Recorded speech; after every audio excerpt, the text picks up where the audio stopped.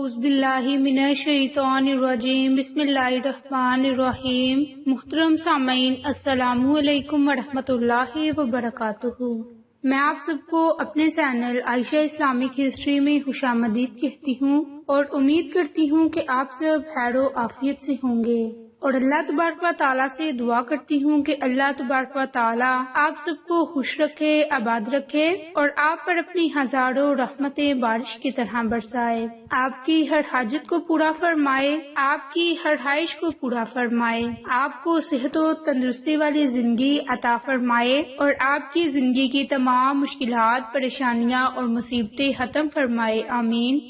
سامعین، جیسا کہ ہم سب لوگ جانتے ہیں کہ محرم الحرام کا مہینہ اپنے اختتام کو پہنچ چکا ہے، تو آج میں آپ کے ساتھ آج رات ان کے چاند دیکھنے کا ایک خاص اور مجری وظیفہ شیئر کروں گی، اور یہ وظیفہ آپ نے چاند دیکھ کر لازم کرنا ہے۔ یہ وظیفہ اللہ تعالیٰ کے دو خوبصورت ناموں کا عمل ہے، قرآنی لفظ ہے۔ اس عمل کی برکت سے اللہ تبارک و تعالیٰ آپ کو ہر وہ چیز عطا کرے گا جس کی آپ کو ضرورت ہے، جس کی آپ کو طلب ہے۔ تو اسلامی قمری سال کے دوسرے مہینے کا نام سفر ہے۔ ایک حدیث پاک میں نبی پاک صلی اللہ علیہ وآلہ وسلم کا ارشاد ہے کہ جو کوئی مجھے سفر کا مہینہ گزر جانے کی خبر دے گا، میں اسے جنت میں جانے کی بشارت دوں گا۔ ایک روایت میں آتا ہے کہ حضرت آدم علیہ السلام نے جو ممنوع شجر کا پھل کھایا تھا وہ اسی مہینے میں کھایا، اور اسی وجہ سے اللہ تبارک و تعالیٰ نے آپ کو جنت سے نکال کر زمین پر بھیجا۔ اسی ماہ سفر میں قابیل نے اپنے بھائی حابیل کا قتل کیا۔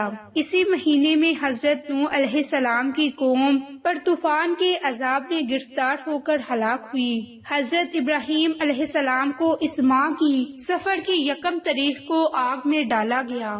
اس مہینے میں حضرت ایوب علیہ السلام کیڑوں کی بلا میں مبتلا ہوئے۔ حضرت زکریا علیہ السلام کے سر پر بھی ماہ سفر میں آڑا چلایا گیا۔ حضرت یحییٰ پر بھی سفر کے مہینے میں بلائیں نازل ہوئی۔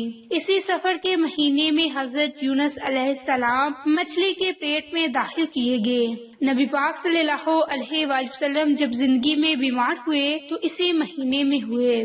تو بعض لوگ سفر کے مہینے کو منحوس اور نحوست والا قرار دیتے ہیں، حالانکہ تمام مہینے اللہ تعالیٰ کے بنائے ہوئے مہینے ہیں، اور ہر مہینہ اپنی فضیلت رکھتا ہے، اپنی برکات رکھتا ہے۔ جس طرح یہ ماہ محرم کا مہینہ اپنی فضیلت رکھتا تھا، اسی طرح ماہ سفر کا مہینہ بھی اپنی فضیلت اور برکات رکھتا ہے۔ تو آج میں آپ کے ساتھ سفر کے چاند کا وظیفہ شیئر کروں گی، اور یہ وظیفہ آپ نے آج رات سے لے کر 1 سفر کی رات تک آپ اس عمل کو، اس وظیفے کو کر سکتے ہیں۔ تو یہ عمل بہت ہی خاص اور مجرب ہے، یہ ایک قرآنی لفظ کا عمل ہے جس کے پڑھنے سے اللہ تبارک و تعالیٰ آپ کی زندگی کی تمام مشکلات کو، پریشانیوں کو، مصیبتوں کو ختم فرمائے گا۔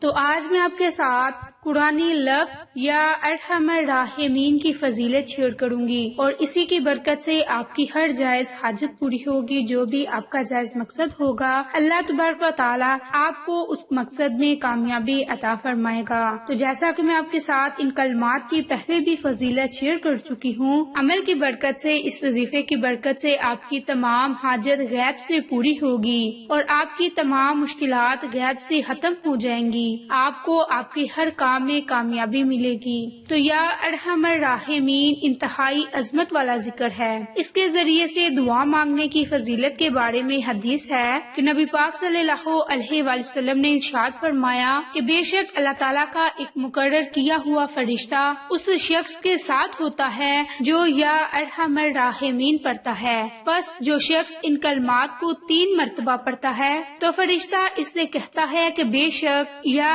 ارحم الراحمین تیری طرف متوجہ ہو گیا، اب مانگو جو مانگنا چاہتے ہو۔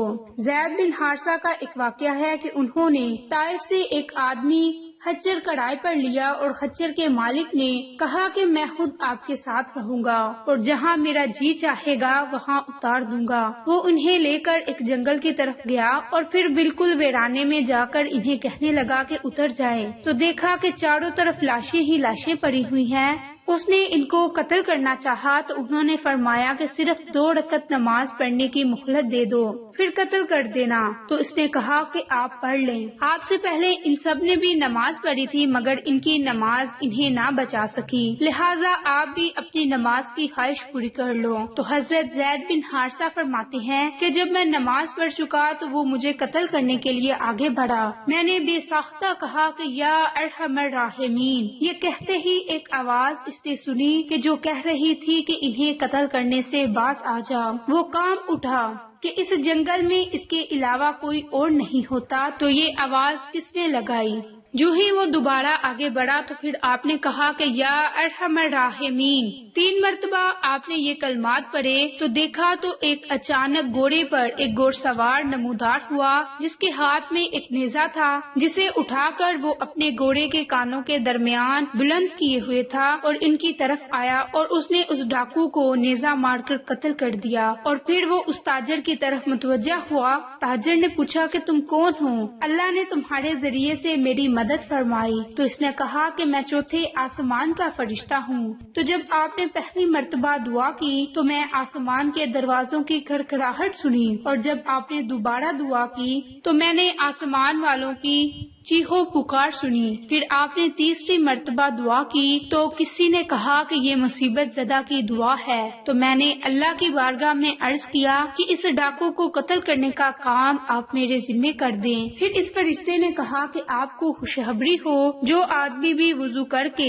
4 रकत नमाज नवाफिल पढ़े फिर दुआ मांगे तो इसकी दुआ जरूर कबूल होती है। हवा वो मुसीबत ज़दा हो या ना हो, अल्लाह ताला इसकी दुआ को जरूर कबूल फरमाएंगे। तो ये थी मुख्तसर से या अरहमर राहिमीन की फजीलत और बरकत जो अभी मैंने आपके साथ शेयर की। तो अब मैं आपके साथ माह सफर की आज रात के चांद का अमल शेयर करूंगी। ये अमल आपने आज रात को करना है। तो अमल आपने कुछ इस तरह से करना है कि जब आपको चांद नजर आ जाए, यानी कि जब आप चांद देख लें तो ये अमल आप जरूर करें। तो चांद देखने के बाद आपने 2 रकत नमाज सलातुल हाजत पढ़नी है। सलातुल हाजत पढ़ने का तरीकाकार वही है कि सूरत फातिहा के बाद आपने 3 मरतबा सूरत इखलास पढ़नी है। पहली रकत भी इसी तरतीब से पढ़नी है और दूसरी रकत भी आपने इसी तरतीब से पढ़नी है। फिर आपने या अरहमर राहिमीन इन कलमात को आपने 100 मरतबा इनका विर्द करना है और जाए नमाज पर बैठकर आपने इनका विर्द करना है। अवल आखिर आपने दरूद पाक पढ़ना है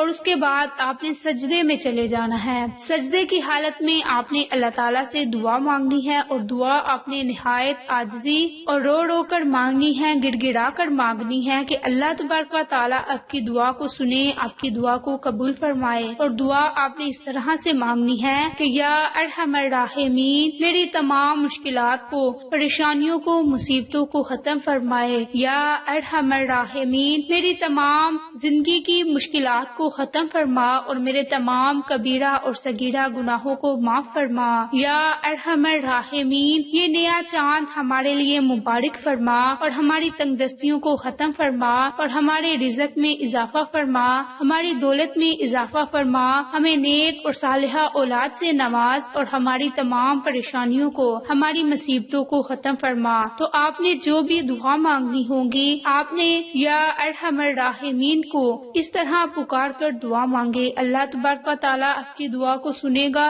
और आपकी दुआ को कबूल फरमाएगा। तो ये अमल, ये वजीफा बहुत ही खास और मुजरिब है। तो ये अमल आप आज रात से लेकर यकम सफर की रात तक ये अमल कर सकते हैं। तो ये अमल बहुत ही बाबरकत है। इंशाअल्लाह इस अमल की बरकत से अल्लाह तबारक व तआला आप पर जरूर मेहरबान होगा और आपकी तमाम मुसीबतों को, परेशानियों को खत्म फरमाएगा। तो इंशाअल्लाह फिर किसी नई अच्छी वीडियो के साथ या अच्छी मालूमात के साथ आपकी खिदमत में हाजिर होंगे। तब तक के लिए इजाजत। अस्सलामु अलैकुम व रहमतुल्लाहि व बरकातुहू।